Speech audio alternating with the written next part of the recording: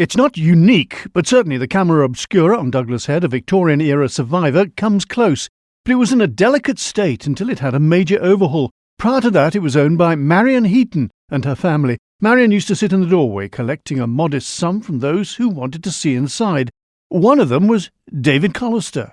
I always tell people to stand for a moment or two and let their eyes get used to the change of light. And then, of course, you see the first table. Well, what you see actually is what is happening at that moment at those points on the head.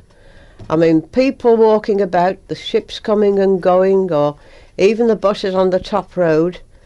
And on one picture you can even see Manx Radio quite clearly. It's lovely to see the movement of the grass and the trees in the wind. Exactly. And the birds flying on it. Right. I mean, you want to touch it and feel it and so on, don't you, really? Well, that brings to mind there was a man in here one day, and I thought he was rather a long time, and when he came out, he came round to the front, and he said, "I'm absolutely fascinated."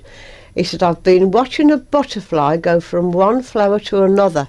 And he said, "Do you know," he said, "I could tempted to pick it up, it was so plain." And he was absolutely thrilled. And then another man said to me, he'd been watching, he thought everything was still, he thought they were just pictures. And he said, and all of a sudden, he says, a seagull swooped down on my hand. And he said, I had such a shock, he said, I thought it was real. Now, do you know how it actually works? I mean, what are the mechanics? Well, there are no actual mechanics, but the mirror picks the image up, and that, of course, shows it onto the lens, and the lens enlarges it onto the table.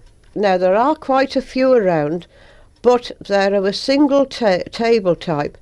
There's one at Edinburgh, one at Bristol, one at Dumfries, and there's one or two others about too. But with those, it's one big round table, one mirror and one lens.